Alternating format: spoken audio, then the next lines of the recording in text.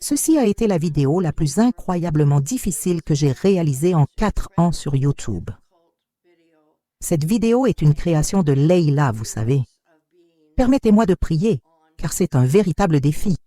Père Céleste, au nom de Jésus-Christ, et par le sang saint de notre Seigneur Dieu et Sauveur, je te demande de me protéger, de protéger ma maison, ma voix, mon esprit, mon corps, mon âme et mon esprit, afin que je puisse transmettre ce message comme tu le souhaites. Seigneur Dieu, je te prie de me préserver de toute interruption et de toute distraction, que ce soit dans mon esprit ou autour de moi. Je te demande de regarder cette vidéo et d'écouter attentivement. Je te demande de m'aider à lire correctement les Écritures et à les expliquer du mieux que je peux. Car je ne suis pas théologienne. Je suis simplement une servante du Dieu très haut depuis 57 ans, une bénédiction que tu m'as accordée pour te servir. Au nom de Jésus-Christ, je prie. Amen. Et Amen. Bien, mes chers amis, il y a 3 jours, j'ai reçu la visite d'une dame que je connais. Elle s'appelle Karen. Karen et moi sommes les meilleurs amis du monde depuis environ 40 ans. Nous nous sommes souvent rendus visite. Nous avons tout. La seule différence entre nous, c'est que Karen était autrefois très pentecôtiste, puis elle s'en est éloignée pour se rapprocher du baptisme. C'est son choix, et c'est ainsi. Donc, notre seule différence réside dans cela. En ce qui concerne notre conversion au christianisme, notre union avec Jésus et notre adhésion aux principes et doctrines de la foi chrétienne, nous partageons tout cela. Bref, pendant notre visite, il s'est passé quelque chose d'inhabituel. Croyez-moi, cela n'arriverait jamais, même en 100 ans, à moins que Dieu ne soit aux commandes. Je vous ai dit il y a peu que récemment, Dieu m'envoie des images. Parfois, vous savez, il nous parle par le Saint-Esprit, à nos oreilles, dans notre esprit, ou par la parole de Dieu, ce qu'il fait toujours, bien sûr. Parfois, Dieu nous donne une vision ou un rêve. Beaucoup de gens sur YouTube parlent de rêves. Personnellement, je ne crois pas beaucoup aux rêves, même si j'y prête attention. Si quelqu'un dit avoir reçu un rêve de Dieu, ce qui m'est arrivé aussi, très rarement, je suis prêt à y réfléchir. Mais je vais plus loin. Je prends en compte les visions car Dieu a dit que dans les derniers jours, il donnerait des prophéties même aux femmes. Il donnera des rêves et des visions aux hommes, et ainsi de suite. Bref, il fait des dons. Le Saint-Esprit distribue les dons individuellement, selon sa volonté. C'est la volonté de Dieu de nous donner des dons spirituels. Donc, s'il veut nous donner une vision, il le fera. L'autre jour, alors que je discutais avec Karen à la table de la cuisine, assise en face de moi, j'ai commencé à avoir une vision, juste une image dans mon esprit.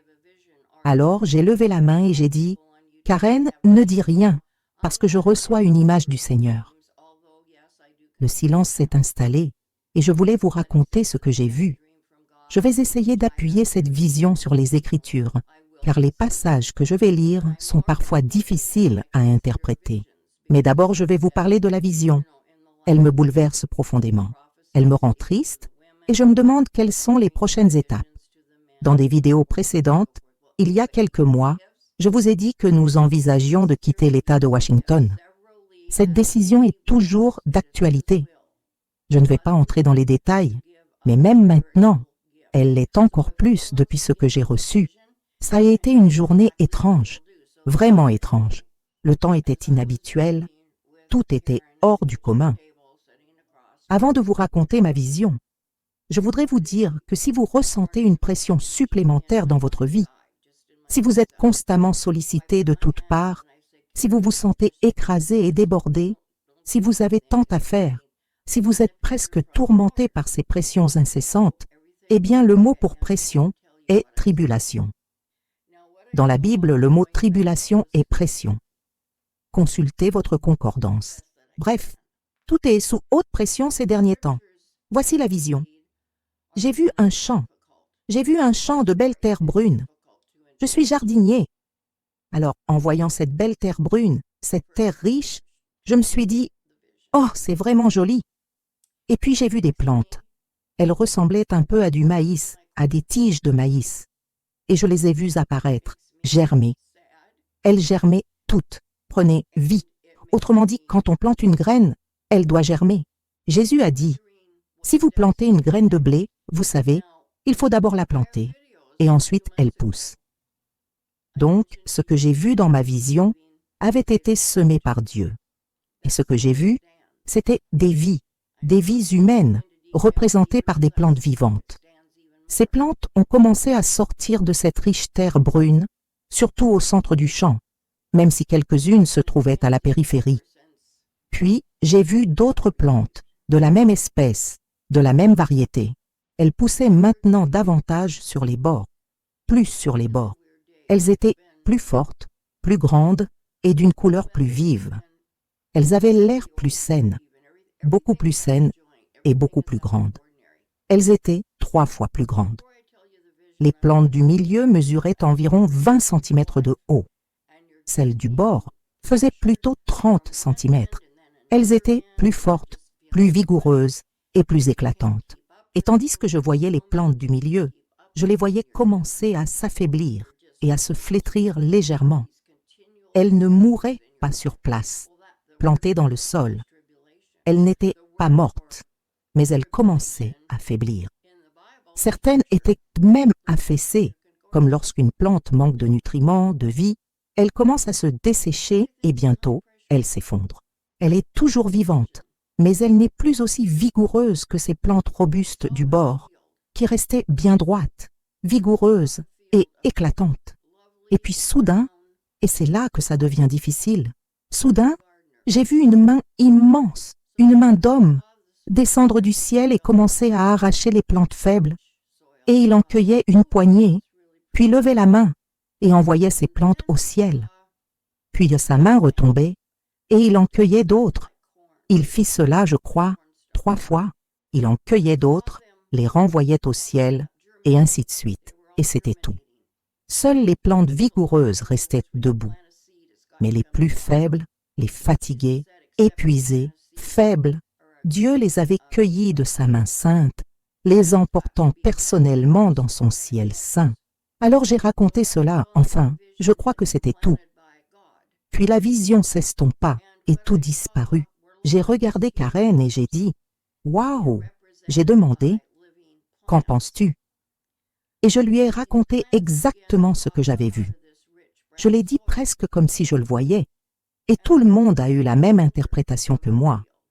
Je l'ai raconté à mon fils James, à Karen. Je ne l'ai pas encore raconté à mes autres enfants. Mais ce que je crois que cela représente, c'est simplement la miséricorde et la prescience de notre Dieu souverain, omniprésent et omnipotent, c'est-à-dire qu'il sait tout.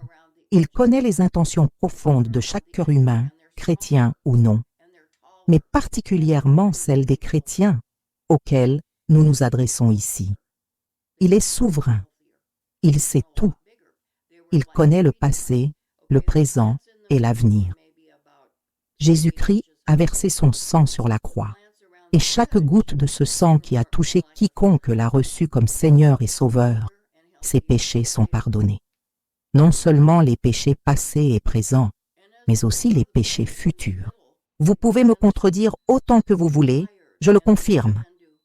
Depuis l'instant où j'ai reçu Jésus-Christ dans la cuisine de ma maison, avec une expérience profonde et glorieuse de nouvelle naissance, et jusqu'à mon dernier souffle, tous mes péchés sont pardonnés, passés, présents et futurs. Ainsi, les péchés que je commettrai demain, car je me repens, et je le fais lorsque je pêche, mes péchés sont pardonnés. Mais par la prescience de Dieu et par la puissance du sang qui m'a été versé depuis que j'ai reçu Jésus comme Sauveur, mes péchés, même futurs, sont pardonnés. Et les vôtres le sont aussi si vous lui restez fidèles. Si vous restez fidèles à Jésus, il vous restera fidèle. Dans ma vision, nous y reviendrons. Les plantes faibles que Dieu a éliminées par prescience sont les hommes, son peuple. Je parle ici des chrétiens, et seulement des croyants nés de nouveau. Je ne parle pas du non-croyant que l'on croise dans la rue. Je parle des croyants, de ceux qui connaissent Jésus-Christ comme leur Seigneur et Sauveur, ceux qui ont accompli leur mission sur terre, ceux qui ont réalisé les tâches que Dieu Tout-Puissant, par son Esprit, leur a confiées, Dieu va éliminer ceux qui sont fatigués, épuisés, peut-être malades, et qui ne peuvent plus lutter. Ils sont épuisés jusqu'à leur dernier souffle, pourrait-on dire. Ils sont tout simplement épuisés. Ils sont las. Ils n'en peuvent plus. Ils n'ont plus envie de continuer, tellement ils sont à bout. Et pourtant, ils sont si fidèles à Jésus. Ils restent fidèles et continuent de le servir du mieux qu'ils peuvent. Mais dans sa miséricorde, Dieu va aussi se séparer de ce groupe de personnes. Et puis, il y a ceux qui malheureusement sont encore chrétiens, mais tièdes. Ils pensent 90% de leur temps aux choses de ce monde, aux divertissements qu'ils auront demain soir, ou ce soir, vous savez, aux jeux et aux divertissements qu'ils vont faire, à toutes les nouvelles choses qu'ils vont acheter, à tous les amis non chrétiens qu'ils vont fréquenter, etc. Vous voyez ce que je veux dire? Beaucoup d'entre eux seront enlevés parce qu'ils ne servent pas le Seigneur.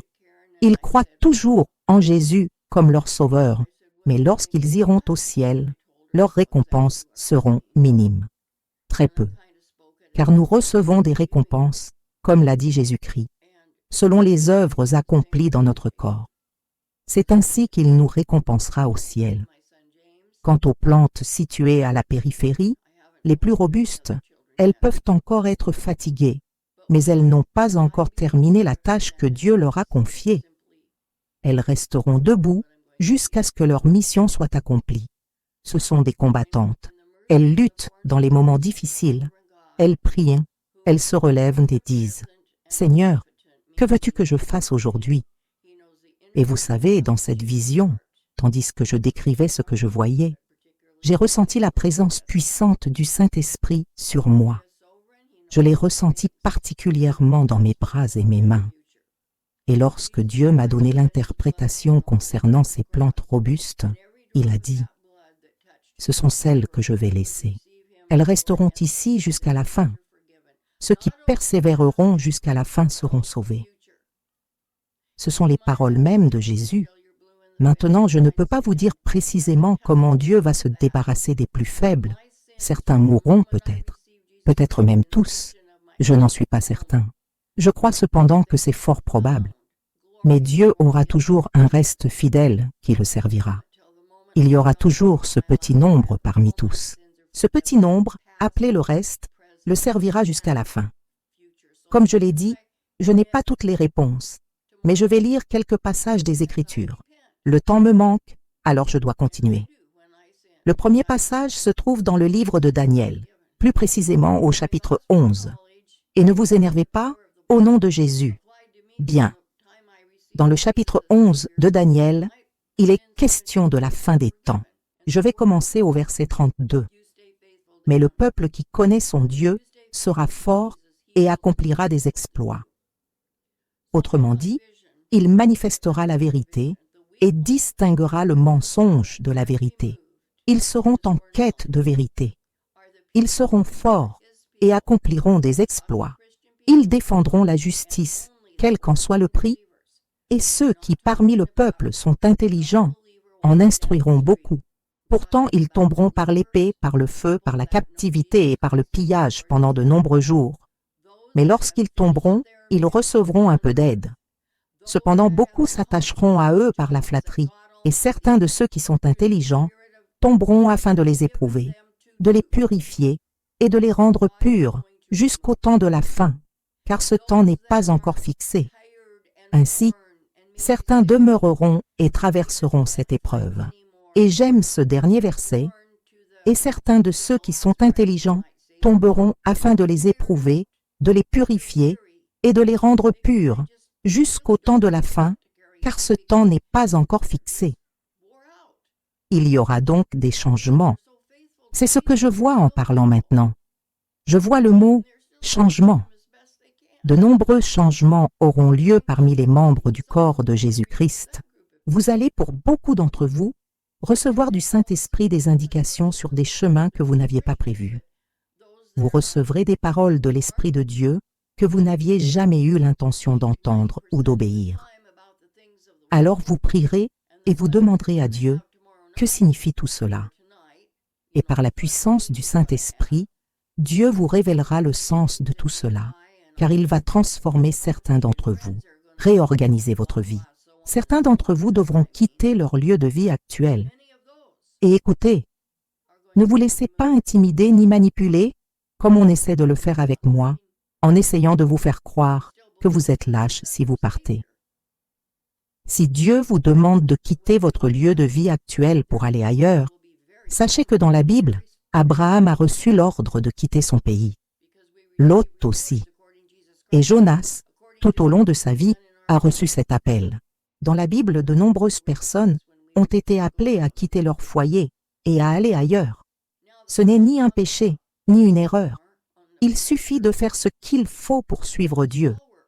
S'il vous dit de rester où vous êtes, restez où vous êtes et faites confiance au Seigneur. Nous allons maintenant lire un beau passage encourageant d'Isaïe. Il fait écho à celui que je viens de lire, un passage assez grave et disons assez inquiétant. Vous savez, le mot chrétien pour inquiétude est préoccupation. Le saviez-vous? Saviez-vous que nous sommes un peu hypocrites sur ce point? Jésus a dit de ne pas s'inquiéter et de ne pas s'angoisser. C'est vrai. Nous ne devrions pas nous inquiéter ni nous angoisser. Mais d'un autre côté, c'est assez drôle, car les chrétiens s'inquiètent. Mais au lieu d'utiliser ce mot, ils utilisent le mot préoccupation, ce qui est tout à fait normal. Il n'y a rien de mal à être vraiment préoccupé par quelque chose. Cela fait partie de la nature humaine. Si nous n'étions pas préoccupés par les choses, nous ne réfléchirions jamais en profondeur. Nous ne changerions rien. Donc, il n'y a rien de mal à être préoccupé. D'accord? Voici de magnifiques passages d'Ésaïe, chapitre 43. Mais maintenant, ainsi parle le Seigneur, celui qui t'a créé, ô Jacob, celui qui t'a formé, ô Israël, c'est-à-dire nous, car nous sommes l'Israël spirituel. Nous sommes tous greffés en un seul Israël spirituel lorsque nous recevons Jésus. Le Seigneur a dit, « N'ayez pas peur ». Autrement dit, vous pouvez être inquiet, mais ne laissez pas cette inquiétude se transformer en peur, car la peur peut devenir un péché et vous paralyser. Et lorsque vous cédez à cette peur, vous tombez dans le déni. Et lorsque vous nieriez, vous resteriez inactif. Même si Dieu vous demandait de faire quelque chose, vous seriez tellement effrayé que vous refuseriez, car vous n'oseriez pas. Vous ne voudriez pas faire ce que Dieu vous demande, car vous auriez peur de le faire. Réfléchissez-y. C'est logique si vous comprenez ce que je veux dire. Car Dieu dit, « N'aie pas peur, car je t'ai racheté. Je t'ai appelé par ton nom. Tu es à moi. » Je vais relire cela. « N'aie pas peur, car je t'ai racheté. Je t'ai appelé par ton nom, car tu es à moi. » Et tu sais, autant tu aimes tes enfants, combien Dieu t'aime encore plus, car tu lui appartiens. Et ce magnifique passage d'Ésaïe 43, 2. Quand tu traverseras les eaux, je serai avec toi. Et quand tu traverseras les fleuves, ils ne te submergeront pas. Quand tu marcheras dans le feu, tu ne seras pas brûlé, et la flamme ne t'atteindra pas. Car je suis l'Éternel, ton Dieu, le Saint d'Israël, ton Sauveur. Et je terminerai là au verset 3.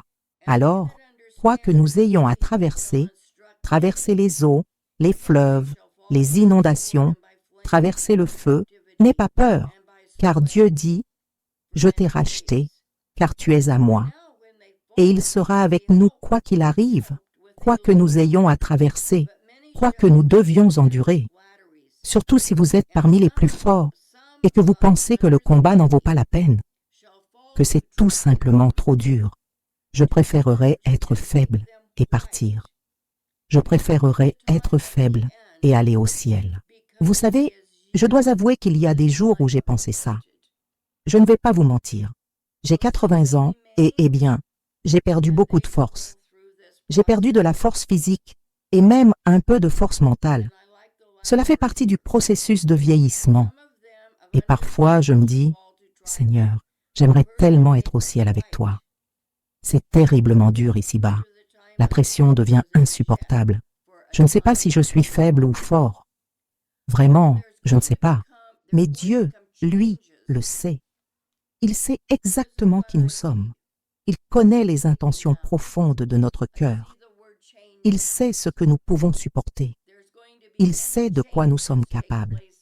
Vous pensez peut-être ne pas avoir de ministère. J'aimerais vous parler d'un autre ministère que j'exerce et j'espère ne pas manquer de temps. J'utilise des enveloppes.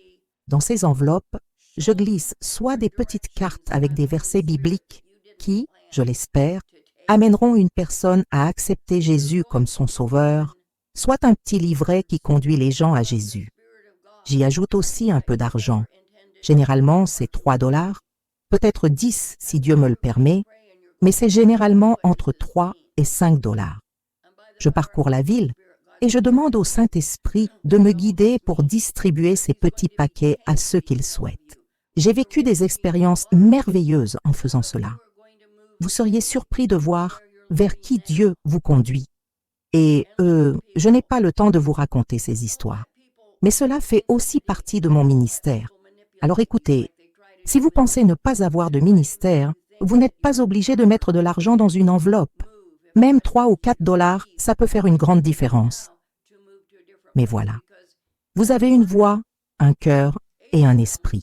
Vous pouvez parler de Jésus-Christ et du salut, ou vous pouvez écrire des lettres et les envoyer à vos proches non-croyants. Faute de temps, je ne m'étendrai pas sur ce sujet, mais il y a beaucoup de choses que vous pouvez faire pour avoir un ministère. Alors continuez, et Dieu sait qui vous êtes dans ce champ, ce beau champ de terre brune, cette belle terre qui devrait être belle. Bref, il sait qui vous êtes et il révélera votre vocation et votre élection, que vous soyez parmi les plus petits ou les plus grands et les plus forts. N'ayez pas peur. Dieu a tout prévu pour votre vie. Il connaît la fin dès le commencement. Il connaît le jour où vous irez au ciel et le chemin que vous y parviendrez, et ce sera glorieux. Ce sera plus que merveilleux et cela donnera un sens à tout ce que vous avez traversé. Alors, mes chers amis, gardez courage en Jésus-Christ et persévérez. Persévérez, et Dieu veillera à ce que vous atteigniez le ciel. Et puis, nous reviendrons avec Jésus lors de son second avènement. Lisez l'Apocalypse. C'est glorieux aussi. Et vous verrez, lorsque nous reviendrons, nous l'aiderons à établir le royaume de Dieu et à rendre cette terre nouvelle et belle, comme elle l'était au Jardin d'Éden. Dieu rachètera les hommes et sa terre.